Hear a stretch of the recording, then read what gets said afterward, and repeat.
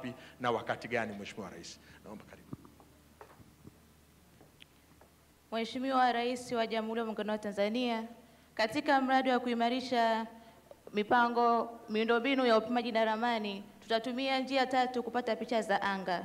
Tuna mpango wa kutumia picha za satellite, tutatumia picha zinazopigwa na ndege ya rubani, lakini pia tutatumia picha zinazotumia drone.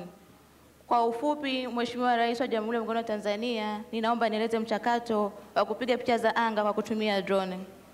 Baada ya kukamilisha taratibu zote za kupata kibali za kurusha drone kutoka mamlaka husika, tutakwenda uwandani tukiwa na vifaa vyetu kamili ambao ni drone na kompyuta ya kuendesha drone hiyo.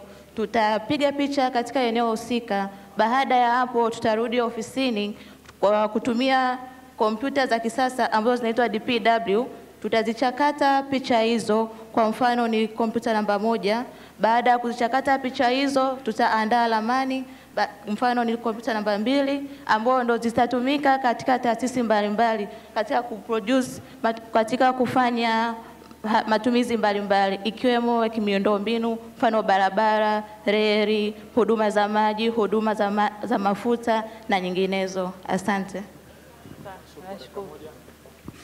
Mheshimiwa Rais wa Jamhuri ya Muungano wa Tanzania, kama alivyosema Mheshimiwa Waziri, baada ya mradi huu tutazalisha taarifa za kijiografia ambazo ni nyingi, na zote hizi zitahifadhiwa kupitia Wizara ya Ardhi na mfumo maalum ambao utajumuisha taasisi zote, wale na watumiaji wote watakao wanapata taarifa hizi.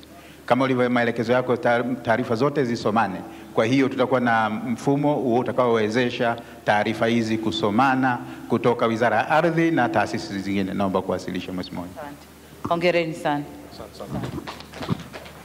Ya Mheshimiwa Rais wa Jamhuri ya Muungano wa Tanzania, sasa tunakwenda kwenye eneo la vitendea kazi, na wale viongozi waliompokea Mheshimiwa Rais, wale 6 ndio watakao kuwa na rais pale kwenye utepe, wengine wote tukae nje. Mheshimiwa Mkuu wa Mkoa utakuwa kushoto, waziri utakuwa